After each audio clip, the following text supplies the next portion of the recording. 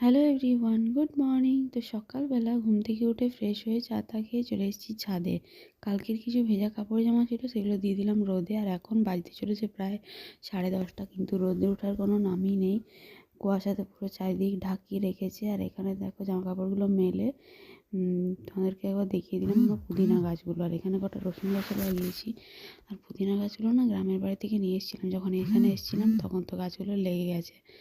আর তারপরে মেয়েও দেখো আমার সাথে চলে এসেছে ছাদে। আর এখানে একটা গোলাপ গাছ লাগিয়েছিলাম, ওটাও লেগে গেছে। গোলাপের ডালটা কেটে গোলাপ গাছটা লাগিয়েছিলাম। তো বেলকনিতে এই সমস্ত গাছগুলো রেখেছি সাজিয়ে। আর এখানে দেখো সকালে খাওয়ার জন্য একটু রুটি আর আলু ভাজা করে নিলাম। আর তারপরে ঘরগুলো ঝাড় দিয়ে নিলাম ভালো করে। আর এতটা ঠান্ডা পড়েছে না, মেঝের মধ্যে পা দেওয়াই যাচ্ছে না। তার জন্য সকালবেলা প্রত্যেক দিন লেট হয়ে যাচ্ছে ঘুম থেকে উঠতে উঠতে। আজকে তো 9টা।